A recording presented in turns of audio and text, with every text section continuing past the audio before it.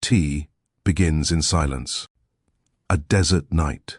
The floodlights of Lusail Stadium shimmer like mirages against the Qatari air. And there, at the center of it all, stands Lionel Messi, hands on hips, eyes fixed on a horizon only he can see. For 2 decades, the world had watched him chase this one dream. Every pass, every goal, every heartbreak, all of it had led here.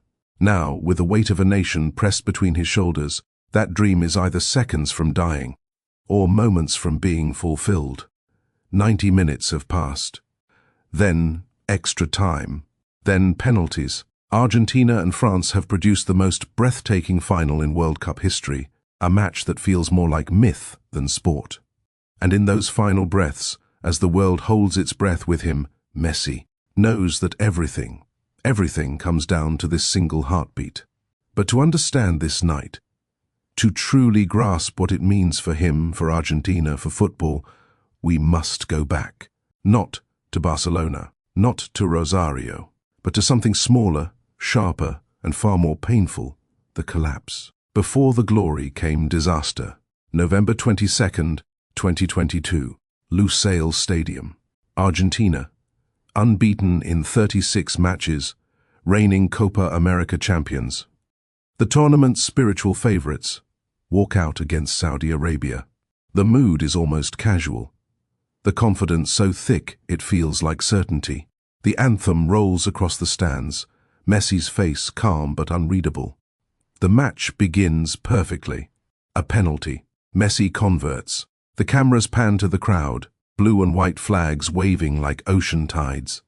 It feels like the start of a coronation, but football doesn't honor expectation. It has no respect for storylines. Early in the second half, Saudi Arabia strike. Once, then again, 2 goals in 5 chaotic minutes. And suddenly, the air turns heavy. Argentina are stunned, frozen, unable to breathe. When the whistle blows, it's not just a loss. It's a rupture. Their first defeat in 3 years, at the hands of a team ranked 51st in the world. Around the world, disbelief ripples through screens. Commentators struggle to process it. In Buenos Aires, cafes fall silent. The dream, it seems, has cracked before it even began. For Messi, it's an all-too-familiar pain. The same ache from 2014, 2016, 2018. All those times the story seemed ready to end in glory, only to collapse under the weight of its own emotion. The cameras find him walking off, expression unreadable, but his silence says everything. Not again. Across Argentina, headlines scream betrayal, panic, nostalgia. Every voice wonders if this final chance has already been lost. Social media becomes a storm of disbelief. Rivals celebrate. Even fans begin to whisper the unthinkable. Maybe the dream was never meant to be. But inside the dressing room, something shifts. Lionel Scaloni, the youngest coach at the tournament, stands among the ruins of confidence. Around him, veterans with haunted eyes and young players unsure if they belong. He doesn't shout. He doesn't curse. He looks at them and says quietly, "We start again." And that's what they do. In the quiet of that night, the long march through the desert begins, not with glory, but with humility. Not in triumph, but in rediscovery. Because for Argentina, football has never been about perfection. It's been about persistence, the belief that no matter how many times you fall, the shirt still demands you rise. It's a religion built not on miracles, but on endurance. From the barrios of Rosario to the echoes of La Bombonera, football in Argentina is not a pastime. It's a language of survival. It's a nation's heartbeat in motion. And Messi, for all his grace, carries that heartbeat inside him like a burden he never asked for but could never put down. The Saudi defeat was the collapse that stripped everything bare: tactics, ego, comfort. And from that wreckage, a transformation began that no analyst could predict. Scaloni reimagined his system. Youth was called upon: Enzo Fernandez, Julian Alvarez, Alexis Mac Allister, names that would soon echo through eternity. They weren't there to protect Messi. They were there to amplify him, to build a wall of fire around the quiet genius who had given them everything. In that crucible of humiliation, Argentina found what it had lost: hunger. And as the group stage loomed, as the cameras turned elsewhere, the desert began to whisper. Something was coming, something fierce, fragile, and utterly beautiful. This wasn't going to be a coronation anymore. It was going to be a crusade. The story of the 2022 World Cup, told through Argentina's eyes, isn't a story of destiny fulfilled. It's a story of redemption reclaimed, of a team walking barefoot through the heat of doubt, carrying the ghosts of Maradona, the prayers of millions, and the faith of one man who refused to let his final chapter end in failure. Because in Qatar, under that endless sky, the world would learn something. Messi's people had always known that Argentina doesn't just win. It suffers, it bleeds, and then it resurrects. And that's how all great stories begin. Before the desert, before Qatar, before the stadiums that shimmered like spaceships in the sun, there was Rosario, a small industrial city on the Paraná River, 3 hours north of Buenos Aires. Humid air, narrow streets, murals of Maradona on cracked concrete walls. And somewhere within that labyrinth of working-class neighborhoods, a small boy with a football glued to his left foot. Lionel Andres Messi, born June 24th, 1987. For Argentina, that date would come to feel like the birth of destiny itself. But, at the time, he was just another kid in Grandoli, chasing the ball barefoot in dusty pitches behind chain-link fences. His grandmother Celia was his first believer, the one who brought him to training, who shouted at coaches to let him play with the older boys. Every time Messi scored, he pointed to the sky, a gesture that would follow him all his life. He was small, so small that people laughed when he lined up beside other boys. But when the ball came to him, laughter stopped.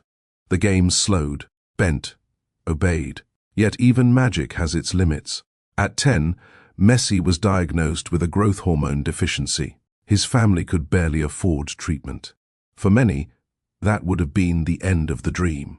But Argentina is a land that doesn't surrender its miracles easily. When local clubs refused to pay for his medication, his family turned to the one place that might understand genius when it sees it: Barcelona. In 2000, a 13-year-old Messi flew across the Atlantic for a trial.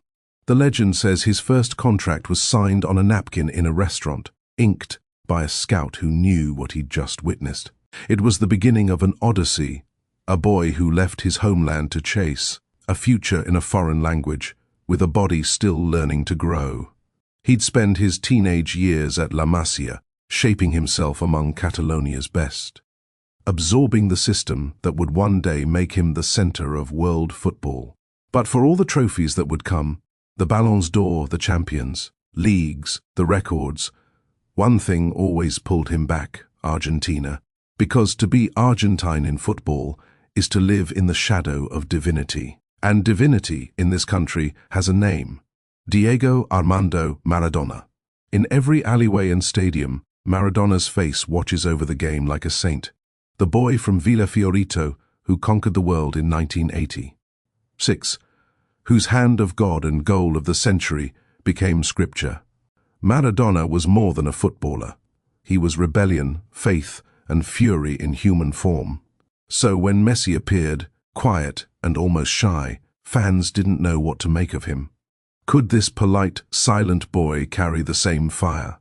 Could he embody the chaos and poetry that defines Argentina? For years, they doubted. Even as he broke records in Europe, even as he became the best player on earth, his relationship with his homeland remained uneasy. When he returned to play for the national team, the expectation was suffocating. Every defeat, in 2007, in 2011, in 2014, reopened the wound. Every failure was measured against Maradona's shadow. But Messi was not Diego. He was something else. Less explosive, more deliberate. Where Maradona raged, Messi calculated. Where Maradona fought with words and rebellion, Messi fought with silence and geometry. Still, the nation demanded a savior. And saviors, in Argentina, are not judged by goals, only by cups. Meanwhile, in another corner of the story, a different kind of believer was rising. Lionel Scaloni, a former right-back from Pujato, a village not far from Rosario. He'd been a journeyman footballer, modest but intelligent, with a deep sense of tactical clarity. In 2018, after the chaos of the Sampaoli era and the humiliation in Russia, Scaloni was appointed interim coach, almost by accident. Critics dismissed him. He had no experience, no pedigree, no grand philosophy, but he had one essential gift: humility. He surrounded himself with young assistants: Pablo Aimar, Roberto Ayala, Walter Samuel, all former players who had lived through Argentina's emotional roller coasters. Together, they began to rebuild, quietly, methodically, away from headlines.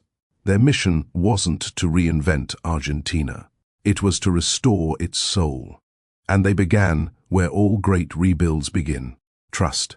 Scaloni called Messi, told him he wanted him to lead a new generation, not as a demigod, but as a captain. Messi agreed, not because he wanted redemption, but because he wanted peace. Under Scaloni, Argentina found its rhythm again, pressing with purpose, playing with joy. Winning the 2021 Copa America at the Maracanã against Brazil in Brazil was the first sign that something had shifted. For Messi, it was his first senior international trophy. For Argentina, it was proof that their hero could finally lift them, not haunt them. The bond between team and captain deepened. Rodrigo de Paul became his shield. Angel Di Maria, the eternal ally, became his weapon. Youngsters like Lautaro Martinez and Nicolas Otamendi found new roles under his command. Argentina stopped playing for Messi. They began playing with him. And when they arrived in Qatar in 2022, unbeaten in 3 years, it felt like the past had been forgiven. But football never forgives so easily. The ghost of 1986 still haunted the streets of Buenos Aires, where murals of Maradona now stood beside those of Messi. The people prayed for symmetry, for history to circle back and anoint a new king. And as the team stepped into the desert, it wasn't just to win a tournament. It was to reclaim an identity, to prove that Argentina's glory wasn't confined to the past, that its greatest story was still being written by a man who had learned to carry the entire weight of a nation on his shoulders and make it look effortless. The morning after the Saudi Arabia defeat, Doha felt colder. The songs in the streets were gone. The blue and white shirts that once filled Souk Waqif now hung limp in the still air, like flags without wind. Inside Argentina's camp at the University of Qatar, silence ruled. Players ate breakfast quietly, eyes fixed on their plates. Outside, the headlines screamed failure. But in the dressing room, Lionel Scaloni had already made a decision. There would be no panic, no speeches, just change. He called his staff together. They dissected every minute of the Saudi match. The defense had been too static, the midfield too cautious, the attack too predictable.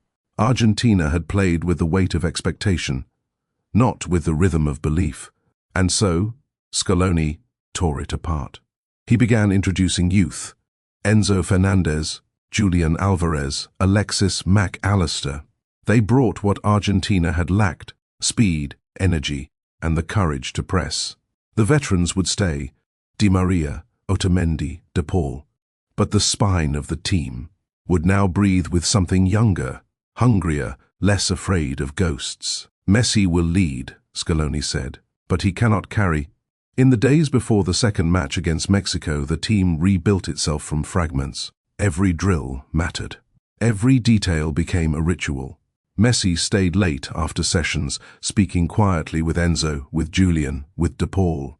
No grand speeches, just presence. In those quiet exchanges, the team began to reform around him, not as disciples, but as believers. When they walked onto the pitch against Mexico, it felt like a national reckoning. Lose, and they would go home. win, and the story would breathe again. The first half was chaos, nerves, collisions, tension thick as fog. Then, in the 64th minute, Rodrigo de Paul fed Angel Di Maria, who squared the ball toward Messi on the edge of the box. He didn't hesitate. A single touch. A shot as straight as prayer. Goal. The eruption was seismic. It wasn't just relief. It was rebirth. Messi didn't celebrate wildly.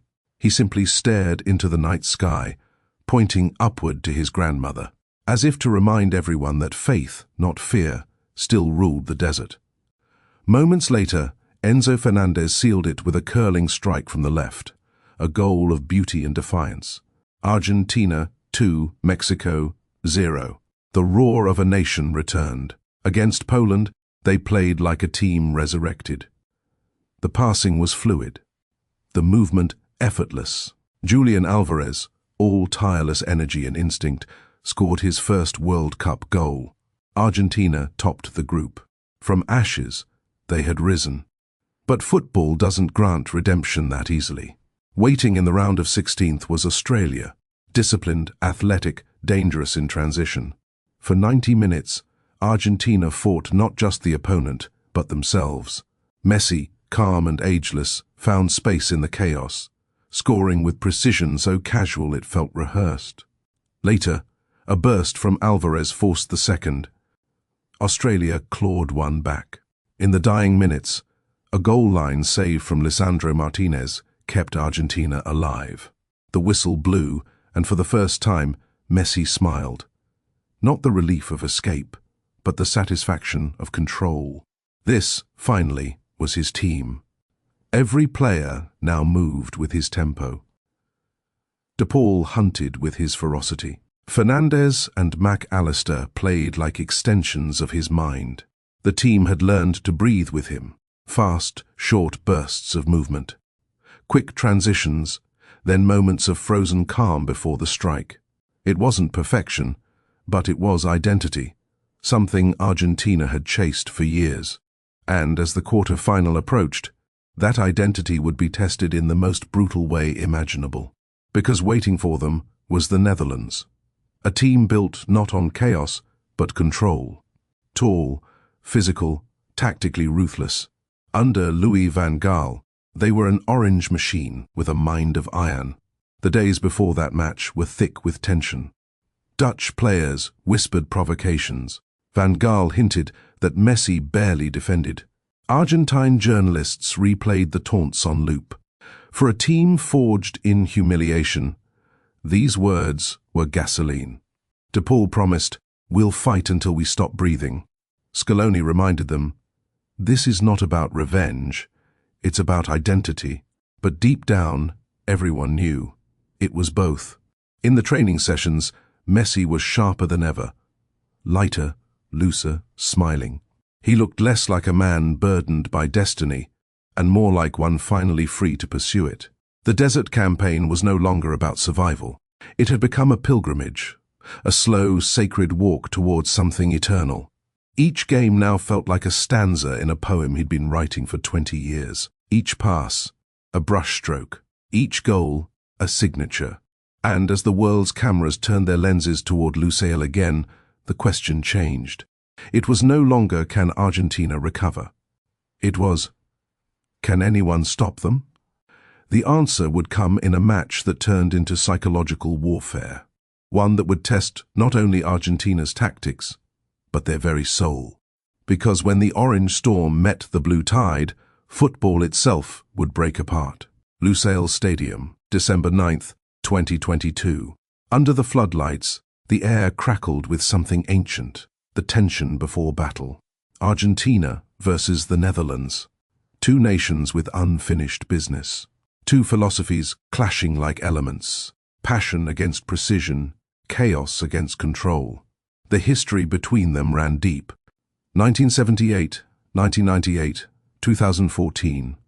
Every meeting had left scars. For Argentina, the Netherlands were not just opponents, they were echoes of heartbreak and redemption. This time, it was different. This time, Messi stood at the center, not as a boy chasing history, but as its author. From the first whistle, Argentina attacked with conviction. De Paul hunted like a shadow. Mac Allister and Fernandez pressed relentlessly. And then, in the 35th minute, came the first crack in the Dutch armour. Messi, standing near the halfway line, received the ball. 3 orange shirts closed in. He looked left, then right, then through them. With a single flick of his foot, he carved a pass between legs, through lines, and into the path of Nahuel Molina. The right back surged forward. One touch, strike.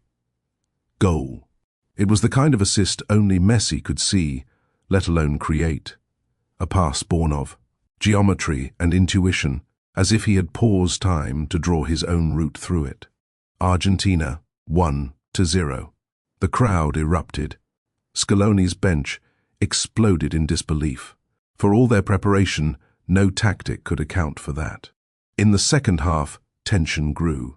The Dutch grew frustrated. Van Gaal's men fouled, argued, shouted. Messi, calm as stone, waited. When Acuna burst into the box and drew a foul, the referee pointed to the spot. Messi stepped up. One deep breath. A pause. Then the softest penalty you've ever seen. A caress into the top corner. 2-0. And yet, no match in this World Cup was ever that simple. Van Gaal turned to his bench and unleashed chaos. 2 towers of muscle and fury, Wout Weghorst and Luc de Jong. The Netherlands abandoned their artistry. They became pure physicality, launching wave after wave of crosses into the box. Argentina resisted, until they didn't. In the 83rd minute, a header. Weghorst, 2-1. The orange shirts howled. Then came the 101 stones minute, the final play of regular time. A free kick just outside the box. Everyone expected a shot. Instead, the Netherlands produced the most audacious trick of the tournament. A low pass slipped through the wall, right to Weghorst, who turned and finished. 2-2. Pandemonium. The whistle blew. Extra time. Argentina's players looked stunned, as if the desert itself had swallowed their certainty whole. Scaloni's men had been seconds from victory. Now, they were inches from collapse. In the stands, the Dutch fans sang louder. The orange wall swayed, but on the touchline, Messi gathered his team. His voice cut through the noise. "We've been here before," he said. "We don't die here." Extra time was war. No finesse, no rhythm, just bodies colliding, hearts burning. Argentina pressed, cursed, prayed. Lautaro Martinez saw a shot deflected. Di Maria, injured, watched in agony. Every clearance felt like an exorcism. And then, penalties. For Argentina, it was familiar territory. For the Netherlands, it was Judgment Day. Messi went first. Calm, perfect. Then came Emiliano Martinez, Dibu, the showman, the guardian, the man who thrives in chaos. Against Colombia in the Copa America, he had become a master of psychological warfare. Now, he turned it into an art. As the Dutch players stepped up, Martinez danced, shouted, stared them down, every gesture a blade. He saved the first, then the second. Each stop was a thunderclap, each scream a release. When Lautaro buried the final penalty, the desert shook. Argentina 4-3. They were through. Messi fell to his knees, fists clenched, eyes wide. The team ran toward Martinez, engulfing him. Around them, the Dutch players stood frozen, defeated not by tactics, but by will. The match was chaos. 17 yellow cards, endless confrontations, raw emotion boiling over. When the dust settled, Messi approached Van Gaal and shouted words that would echo across the world. "Que miras, bobo? Anda para Allah. What are you looking at, fool? Go over there." It wasn't arrogance. It was catharsis. Years of quiet dignity erupting into fire. For once, Messi wasn't just the magician. He was the warrior. That night, Argentina's dressing room was alive. Music, tears, disbelief. Scaloni spoke softly. "You have suffered. But suffering makes you champions." Outside, Fans flooded the streets of Buenos Aires until sunrise. They danced, sang, wept. The belief that had shattered against Saudi Arabia now burned brighter than ever. Messi's calm had become fury. His grace, defiance. The team was no longer playing to win a World Cup. They were fighting for every soul that had ever believed and been broken by hope. Next, they would face Croatia, Luka Modric, the midfield maestro who had denied Messi a dream in 2018. But this time, the story would not repeat. This time, Argentina would not flinch. This time, they would march straight through the storm. Lusail Stadium, December 18th, 2022. The desert sun has set. The sky is deep blue, almost unreal, as 88,966 people rise to their feet for the anthem of Argentina. Some close their eyes, others sob silently. Across the world, televisions flicker in bars, churches, and living rooms, all tuned to the same heartbeat. This is it. Argentina versus France. Messi versus Mbappe, the master and the heir. For Lionel Messi, it is the final act, not just of a tournament, but of a lifetime. For Argentina, it's a chance to heal 36 years of waiting. For France, it's a chance to become back-to-back world champions. From the opening whistle, Argentina plays with fury disguised as grace. Every touch is sharp, every movement calculated. De Paul hunts. Mac Allister glides. Di Maria, returning from injury, is electric on the left wing. The first blow comes in the 23rd minute. Di Maria cuts inside, a blur of motion. Ousmane Dembele clips his ankle. Penalty. The world holds its breath. Messi steps forward. One step, two, pause, goal. He doesn't roar. He exhales. A lifetime of pressure leaves his body with that one strike. 1-0. France looks stunned. Deschamps' men can't breathe under Argentina's press. Every pass is hunted down. Then, in the 36th minute, the masterpiece. A counter-attack of poetry. Messi to Julian Alvarez. Alvarez to Mac Allister. Mac Allister across to Di Maria. And he finishes. 2-0. It's not just football. It's symphony. Movement and intuition. Trust and timing. Di Maria bursts into tears as he celebrates. Years of heartbreak, injury, doubt, erased in a single moment. In that instant, it feels over. Argentina aren't just winning, they're dancing. France haven't registered a single shot. Mbappe is silent. The world watches in awe. But football, like life, is cruel to certainty. In the 79th minute, out of nowhere, a lifeline. Otamendi pulls Kolo Muani down in the box. Penalty. Mbappe steps up, hammers it past Martinez. 2-1. Seconds later, madness. A flick, a volley, a goal from the edge of the box. Mbappe again. 2 goals in 97 seconds. 2-2. Lusail erupts. The desert shakes. The camera finds Messi standing still amid the chaos. Eyes wide, expression unreadable. He's seen this movie before. The lead, the collapse, the heartbreak. But this time, there's something different in his posture. He doesn't bow his head. He turns, claps his hands and shouts, "Vamos, vamos todavía." We keep going. Extra time. Bodies are breaking. Muscles burn. Scaloni paces the sideline like a man holding the world's last secret. The 108th minute, a deflection, a rebound, and there's Messi. He smashes it over the line. 3-2. The stadium explodes. He runs toward the fans, arms open, roaring, not with joy, but with release. It's as if every wound from 2014, every doubt, every insult has burst out of him at once. But France won't die. In the 117th minute, a handball by Montiel. Another penalty. Mbappe again. He scores. Hat-trick. 3-3. 3 goals for the prince. 2 for the king. The final becomes legend in real time. Every soul in the stadium feels history shifting beneath their feet. Time slows. Each touch feels eternal. Then, the moment of destiny. Kolo Muani, through on goal, one-on-one with Martinez. A nation gasps. Dibu Martinez throws himself sideways, legs outstretched. Save. It's not just a save, it's salvation. The entire future of Argentine football suspended in that split second. Penalties again. Messi first. Calm, perfect. Mbappe answers, ruthless. Dybala scores. Martinez saves one. Then another. Montiel steps up. One kick to decide a century. He breathes in.